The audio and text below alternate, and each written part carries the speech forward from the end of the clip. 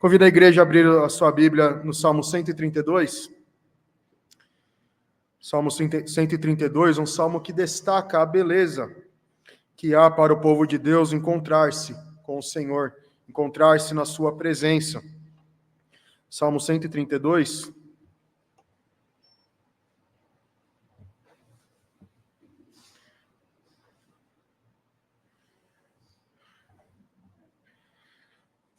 Salmo 132.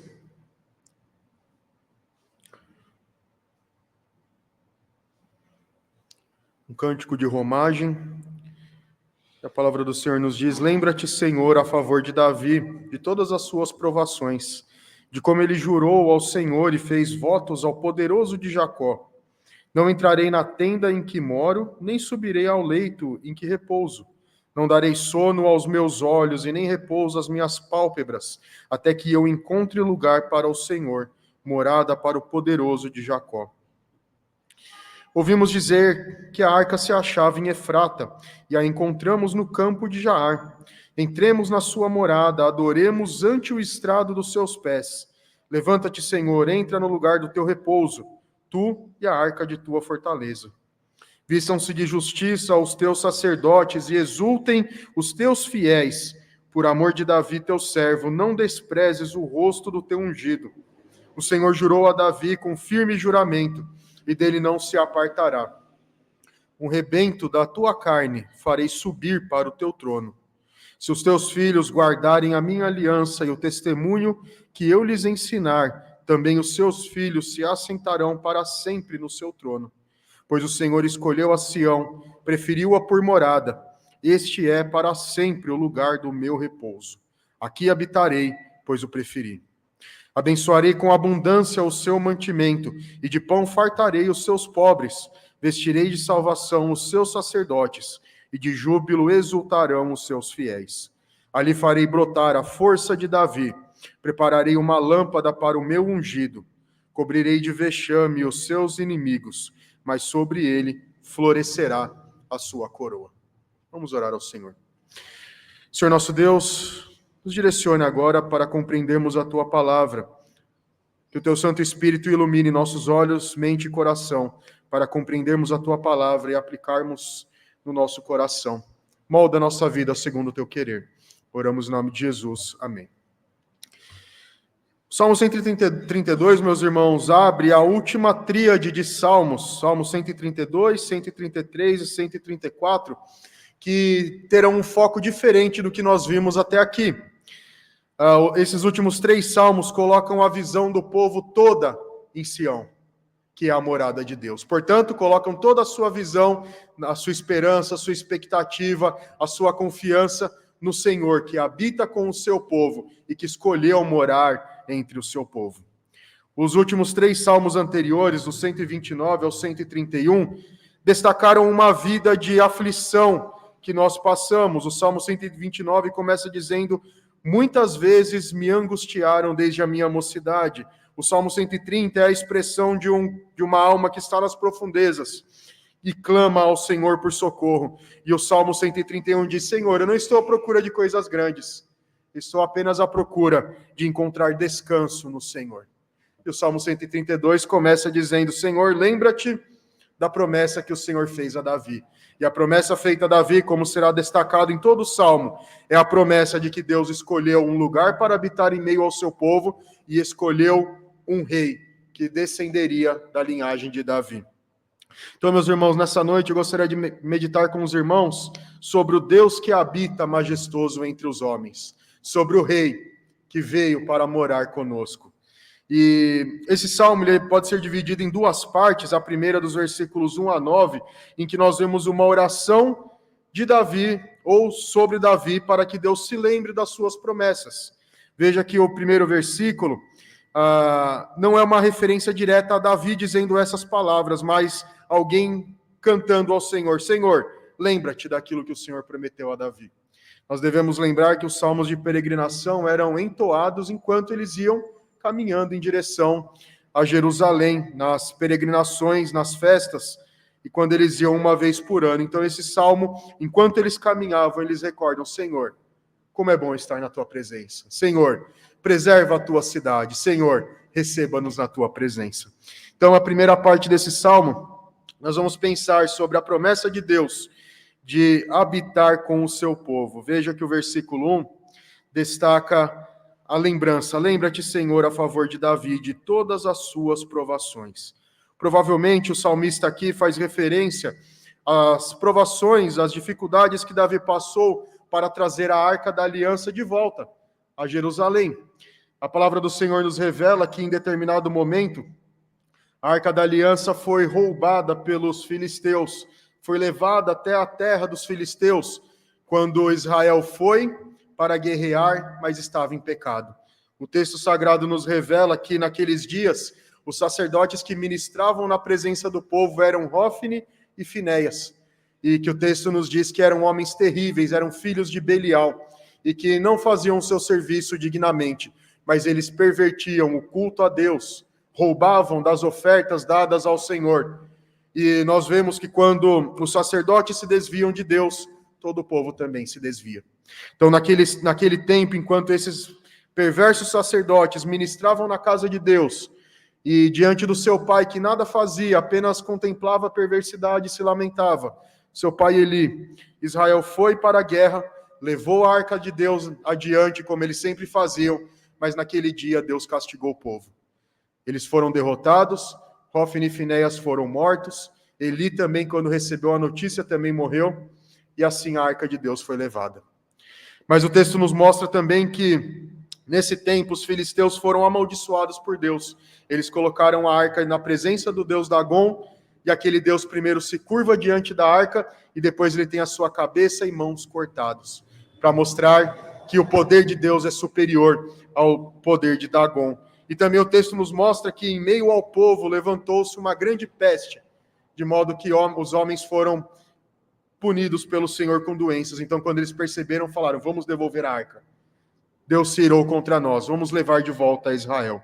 Então, eles mandam de volta a Israel e a arca passa por alguns lugares até finalmente ser trazida. E o texto fala aqui da terra dos campos de Jaar, que é Kiriat Jearim, no versículo 6. Então, a arca é devolvida para Israel e vem aos poucos retornando.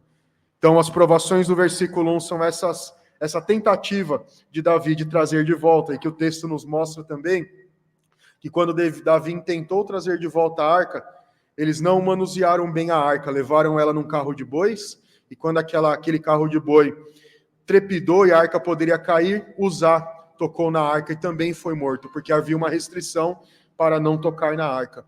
Era uma ordem direta do Senhor. Então Davi vê aquilo e também se assusta. Então nós podemos imaginar aqui o terror que se espalhou no meio do povo. Senhor, como que a arca está voltando e nós somos amaldiçoados por isso? Mas a arca de Deus é deixada na casa de um homem, esse homem prospera, então 3 meses depois Davi traz de volta em meio à grande festa. Então é nesse contexto, nessas dificuldades que foram acontecendo até a arca retornar a Jerusalém, que esse salmo se coloca. E o versículo 2 até o versículo 5 destacam o desejo de Davi. Ao trazer a arca de volta, ele colocou numa tenda, mas ele pensou, por que a arca de Deus precisa ficar numa tenda se eu habito num palácio belíssimo, suntuoso? E então ele apresenta o seu propósito a Deus de construir um templo, e ele jura aqui no texto, nós não temos em nenhum outro lugar relatado esse juramento, somente aqui, e o texto dá conta que ele disse, Senhor, não entrarei na tenda em que moro, nem subirei ao leito em que repouso, não darei sono aos meus olhos, nem repouso às minhas pálpebras, até que eu encontre lugar para o Senhor, morada ao poderoso de Jacó. Então, o desejo do coração de Davi era construir um palácio belíssimo ao Senhor, um local para que Deus habitasse entre o povo, em que as pessoas olhassem e vissem a majestade e a glória do Senhor. Ele não considerava que o rei deveria viver num lugar mais belo do que o Senhor, porque ele entendia que Deus era o rei do povo. Mas o texto nos mostra que quando Davi se aproximou de Natã, em 2 Samuel 7, disse para o profeta, eu desejo construir uma casa a Deus. Deus disse, você não fará isso. Isso será feito pelo seu filho. E aí nós lemos, segundo o relato, que Salomão construiu a arca do Senhor. Mas o texto ele apresenta esse desejo de Davi de construir uma arca, construir um local para que a arca habitasse, um local para a habitação do Senhor, e também destaca que quando a arca voltou à terra de Israel, houve grande festa. Veja os versículos 6 a 9, ele diz: ouvimos dizer que a arca se achava em Efrata, e a encontramos no campo de Jaar. Entremos na sua morada, adoremos ante o estrado dos seus pés. Levanta-te, Senhor, entra no lugar do teu repouso, tu e a arca da tua fortaleza. Vistam-se de justiça os teus sacerdotes e exultem os teus fiéis. Então, o versículo 6 destaca esse momento desse relato histórico, quando a arca sai da terra dos filisteus, vem até Efrata, onde ficava Belém, vem até os campos de Jaar, Kiriat Jearim, e então chega até Jerusalém, quando a arca é recebida com grande festa. E esse é o momento em que, por exemplo, Davi dança feliz, o povo todo está animado porque a arca de Deus está de volta, e o desejo do rei é: Senhor, levanta-te, no versículo 8, e entra no lugar do teu repouso. Ao colocarem a arca naquela tenda, eles desejavam que Deus voltasse a habitar entre eles. Porque a ideia naqueles dias era: se a arca foi embora, Deus também foi. Porque a sua presença está na arca da aliança.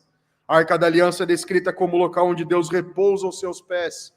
Então, se a arca foi levada, a glória de Deus se foi.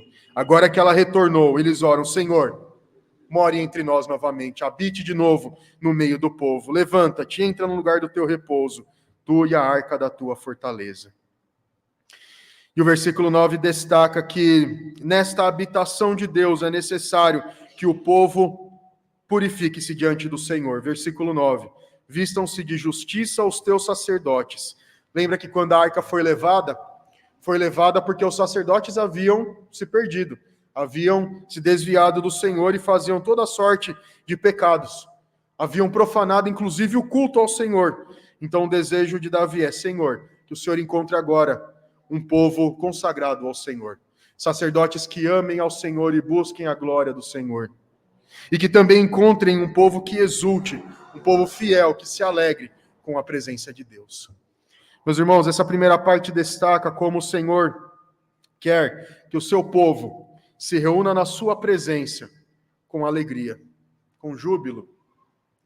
O Senhor nos convida, domingo após domingo, a nos reunirmos como igreja dele, a entrar nas suas portas, como o Salmo 100 destaca, com ações de graça, e nos seus átrios com hinos de louvor. O culto a Deus não pode ser mais um momento na semana em que nós fazemos automaticamente, mas deve ser um tempo de prazer e alegria. Quando nós nos alegramos, vamos à casa do Senhor, entremos na sua presença, vejamos as boas obras do Senhor, ouçamos a sua voz e reafirmemos a aliança que fizemos com Ele. Esse é um momento de alegria, é um momento de satisfação ao povo do Senhor. E por isso que o Senhor nos chama para fielmente estarmos na sua presença com corações dedicados, com corações voltados a Ele. Um povo que, à medida em que caminha na sua vida, consagra-se ao Senhor. O grande pecado dos filhos de Eli eram de ordem religiosa e moral também na sua vida. Eles pervertiam o culto, mas isso era fruto de um coração desviado. Era fruto de um coração que andava longe de Deus. Caim, quando apresentou uma oferta ao Senhor, tinha o seu coração também envolto em pecado. Deus quer que o seu povo se consagre a Ele. Por isso que nós vemos vários relatos em que Deus reúne o seu povo, lembra da sua lei e há um desafio ao povo. Quem vocês escolherão? Josué 24, escolhei hoje a quem sirvais.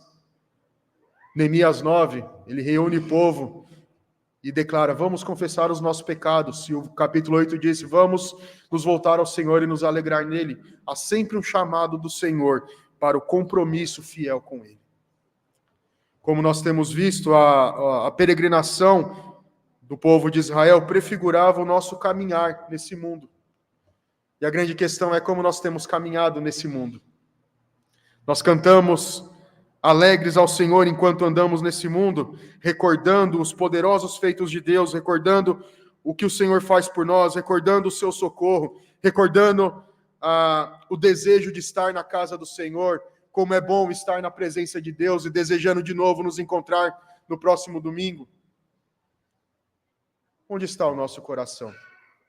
Nós lemos aqui, não andemos ansiosos, mas busque em primeiro lugar o seu reino e a sua justiça. Essa é a declaração de que cada passo que nós damos deve ser firmado no Senhor, deve ser fundamentado naquilo que Ele nos promete. É por isso, então, que a primeira parte do Salmo nos recorda sobre essa consagração do povo do Senhor, que se alegra de poder estar na presença de Deus. O grande lamento do povo enquanto a arca foi levada embora era que Deus havia ido embora. O grande lamento do povo no exílio era que eles estavam longe de Deus. E por isso eles lamentavam. A grande notícia do Novo Testamento, não que Deus não habitasse entre o seu povo e não estivesse em todos os lugares, mas a sua presença na nova aliança é plena e perfeita por meio de Jesus Cristo, aquele que veio para ser o Deus conosco.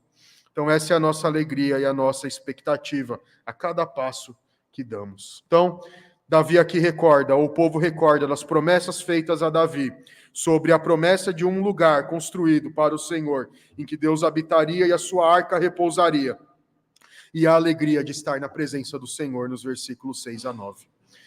E a segunda parte do Salmo, nós temos a resposta do Senhor sobre o pedido feito por Davi, e o pedido feito pelo próprio povo. Então, na primeira parte, nós temos em foco Davi fazendo um juramento ao Senhor quanto à construção do templo e do desejo do povo de estar na presença de Deus. E agora, nessa segunda parte, o foco está em Deus e na concretização da sua promessa de não somente conceder um local de adoração naqueles dias, mas de enviar o seu filho. E como nós veremos, esse rei Messias prometido, que viria da linhagem de Davi, não somente é um rei que está entre o povo, mas também é essa habitação de Deus entre os homens. Versículo 10. Por amor de Davi, teu servo, não desprezes o rosto do teu ungido. O Senhor jurou a Davi com firme juramento, e dele não se apartará. Um rebento da tua carne farei subir para o teu trono.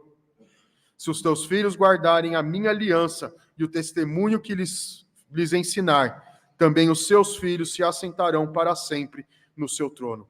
Então nós vemos em 2 Crônicas 6, 41 e 42, essas mesmas palavras repetidas por Salomão na consagração do templo. Então, quando o filho de Davi pôde concluir a construção do templo, ele recordou-se daquilo que Deus havia prometido a Davi, de que da sua linhagem viria o rei. Que essa linhagem se estenderia, seria perpétua no trono, e isso se consumaria em Jesus Cristo. Quando o reino de Israel se divide entre reino do norte e reino do sul, o reino do norte, as 10 tribos são governadas por 9 dinastias distintas, que vão se alternando de poder, vão trocando de mãos, e são todos reis que caminham longe do Senhor, que vão indo de mal a pior e vão estabelecendo limites cada vez mais inimagináveis para quem segue ao Senhor. Enquanto isso, no reino do sul, o reinado de Davi continua, e os seus descendentes vão continuando no trono. Mas a promessa de Deus ia além de um reino físico. Ele se estabeleceria como um reinado espiritual. E a genealogia de Jesus destaca que Jesus era esse rei prometido, de quem essa linhagem de Davi se perpetuaria. E esse reinado agora é um reinado eterno. Então, por amor de Davi, teu servo, não despreze o rosto do teu ungido. Deus manteve a promessa.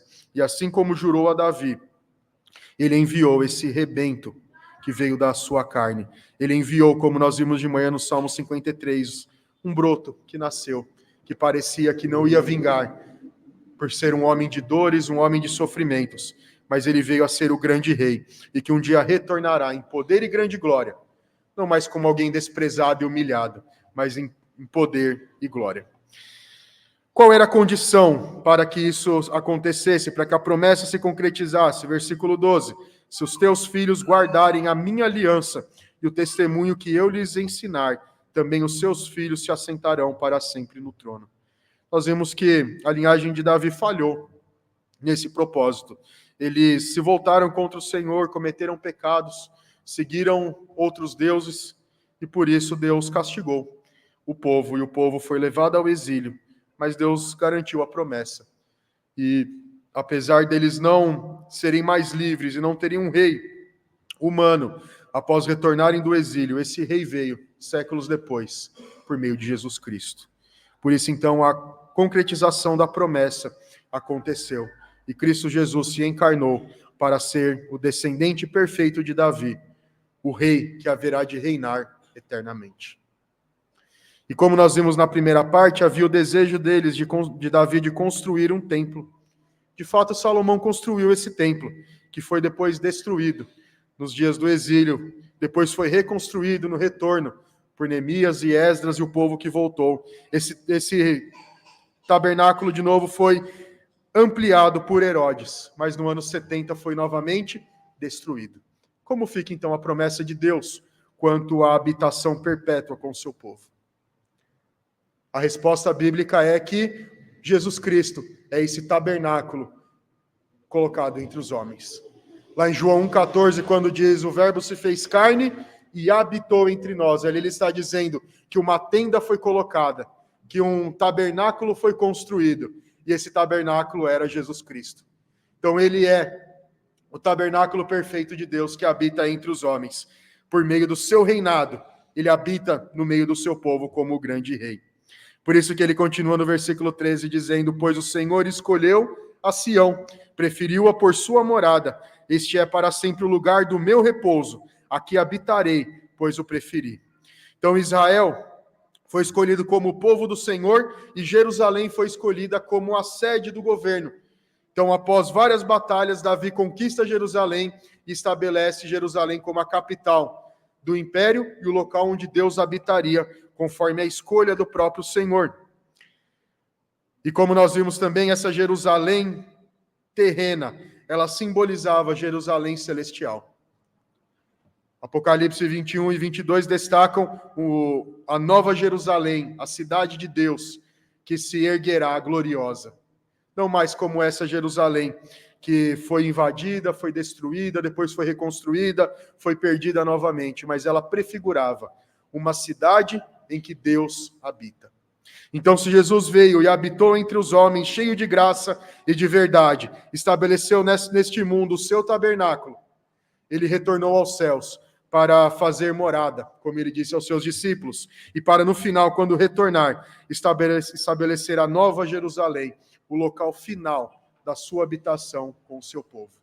Então perceba o progresso da revelação.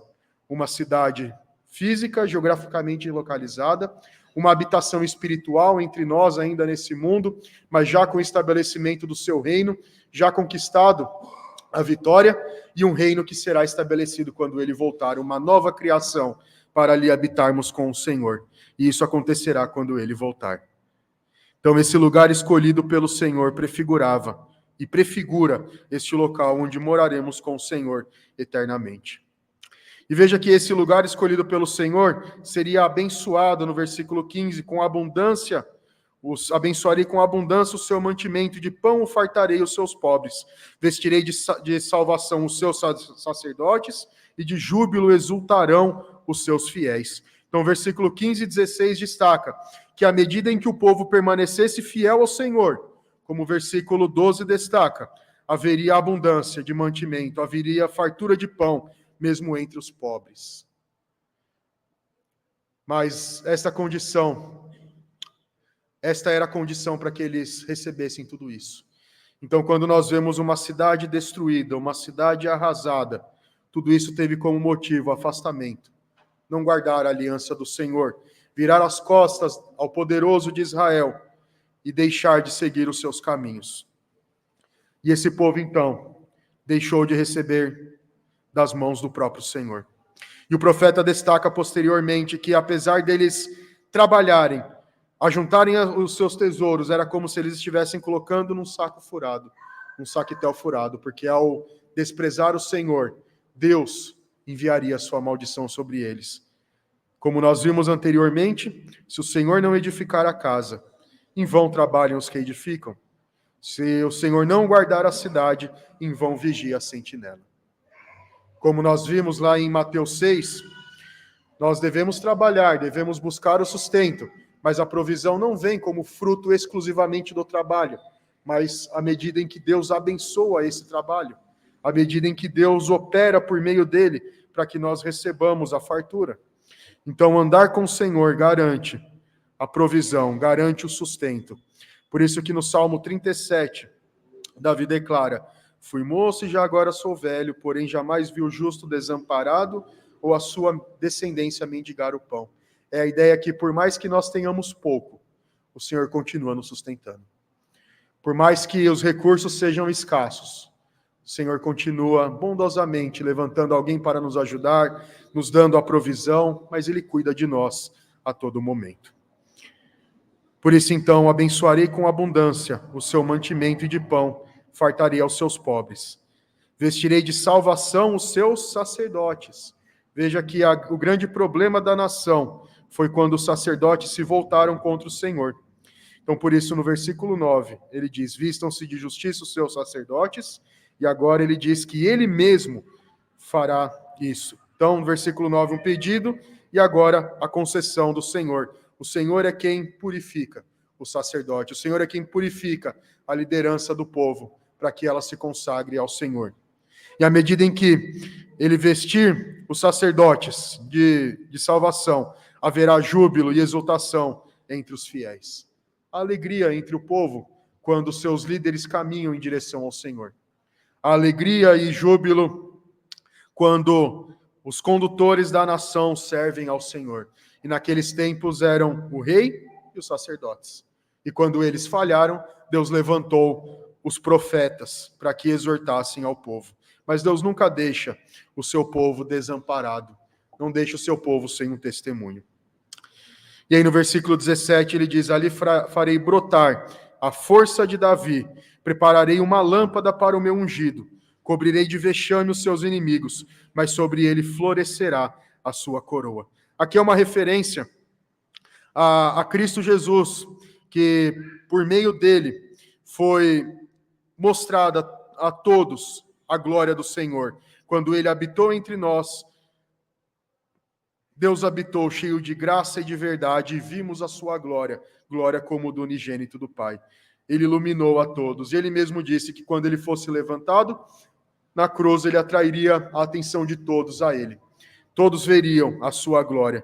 E esse ungido, assim, venceu na cruz. E por isso cobriu de vergonha e de vexame os seus inimigos. Lá no Salmo 2, nós lemos como os reis da terra se levantam contra o ungido de Deus e tentam superar o seu reinado. Mas ali é dito que o Senhor ri deles. O Senhor zomba de quem tenta se levantar contra ele. E pelo contrário, os cobre de vexame, os cobre de vergonha. Porque a coroa de Cristo foi colocada em sua cabeça. Quando ele retornou aos céus, ele assentou-se no trono com poder e grande glória. E assim ele pode governar a todo mundo.